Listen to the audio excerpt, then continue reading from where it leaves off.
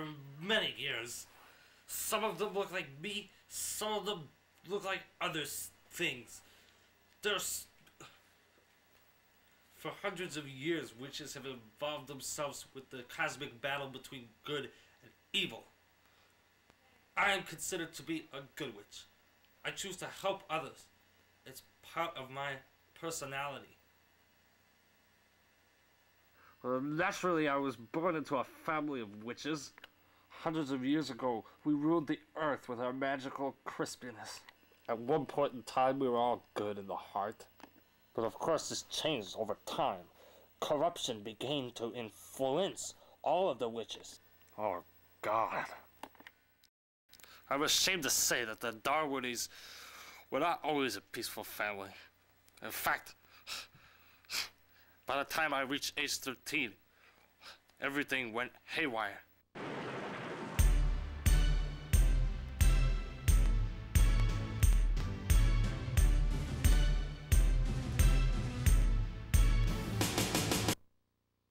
The whole family started to fall apart at the seams. Take my father and his horse, for instance.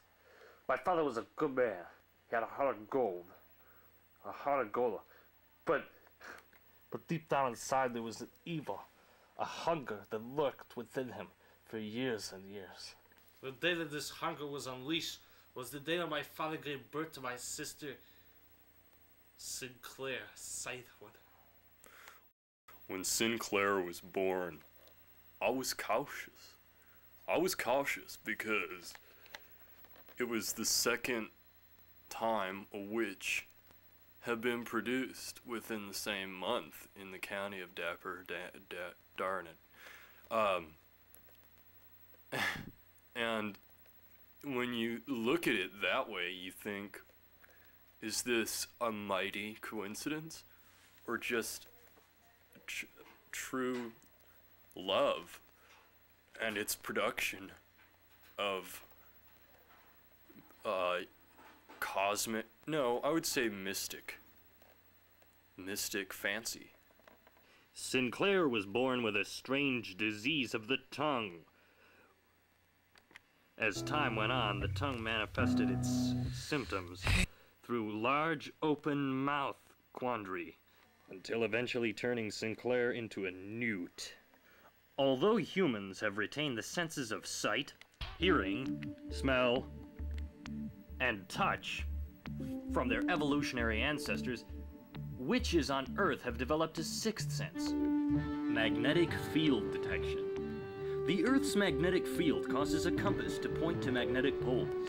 In the same way, witches that can sense the magnetic field can use it to determine direction. Some witches, warlocks, and other horses have sensors in their brains that use the Earth's magnetic field for navigation and orientation, particularly during periods of masturbation. Bizarre cone-headed witches have developed an elaborate signaling mechanism to compensate for weak vocal evolution. It speaks in chirps and whistles, but expresses complex emotions and ideas by changing the shape and shading of its head. You find yourself, asking yourself things like, well, if I lived on a low gravity world, my weak muscular development would be fully adequate for a planet where things weigh half of what they weigh on Earth. Truly, that's remarkable. But we must not confuse ourselves with these scientific anomalies. The point is for me to retell the chilling events that took place in New Hampshire when my sister lost her mind capacity and went totally out of the realm of possibility and destroyed the lives of many people living there. She grinned again, and this time something did fall out of her mouth. It was small and black, about the size of a raisin. Ned turned away and began to cry. We're talking two boys. New Hampshire. Ned and Henry, the sons of a farmer named Bartholomew. They happened to live on the border of the forest where my sister was residing at that particular time in history. And that happened to be the unfortunate fact for them. I myself never knew these particular boys, but what I did know was that they would be in a lot of trouble if they ever went in those woods. My take on the whole thing is that, it's the boys' fault for going into the woods. Unfortunately for Ned and Henry, they didn't know what was in the woods.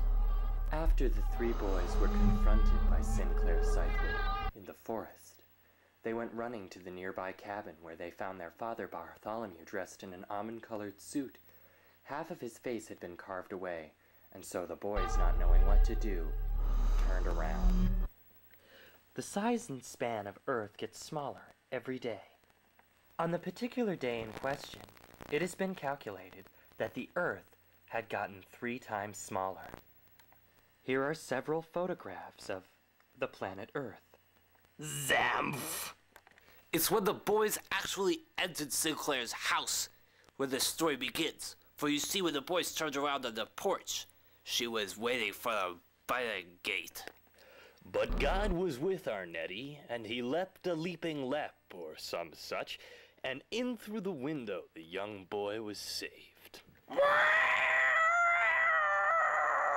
Were the only audible words Sinclair coughed as Ned and Henry got caught in the hamper filled with ghastly portraits of Prince Willingham, the Duke of Bandrand. Now, I'm not sure if you're familiarated with Sinclair Scythewood, or her forest, her keen tactics. But keen they are, my friends, and Neddy and his brother were doomed the day they moved to Alban Glen, and obviously so was their father. Once inside, well, outside of the hamper, that is, Henry paused. "Shh," he whispered. "I hear a Gulthasmire." "Good gracious," Ned gasped. A Gulthasmire is an old man whose only purpose is to suck bottle caps and rattle his rotten teeth in a portable grandfather clock, just as a reminder to him that he will never be a grandfather, but only a Gulthasmire. Henry, our faithful hero, had a wretched idea. He proposed to offer the Gulthasmire a hand-woven sock in exchange for the floor plan of the house. "Enter thus," said the Gulthasmire. "Forget me not, young boy, my forefather, Toad the Malevolent."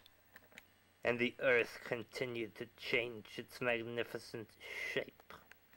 Then there upon the stairwell, where lied an enormous toad looking much like a man. It's Toad! Ned cried, and it said nothing. Without eyelids, blinking was out of the question. Finally, Sinclair got into her own house. This the boys made an excellently profound mad dash for the stairs, and up they went to where they met a miniature fox with a sleigh pulled by grasshoppers. "This could be our only hope, you twit," Ned cried at his brother. All right then, Ned. Excuse us, Fox, sir. But would you know the way out of this place? The fox looked puzzled, and then one of the grasshoppers spoke. He does indeed. But he's having a little trouble speaking about it. Hey, Governor? So they took the miniature muzzle off the miniature fox, whose name, I might add, was Hooperly. And he said to them with a swiftness unparalleled by most, "Follow me, boyos. Scythewood is no place for young gentlemen such as yourselves." Hooperly led his team of fugitives down to where there was a back door and an emergency stairwell. But there stood the clockless Gulthasmire playing the pan flute by the willow branch that swung like a pendulum from the threshold. "It seems we found an insecure route," Hooperly piped to the brothers. Gulthasmire ceased playing.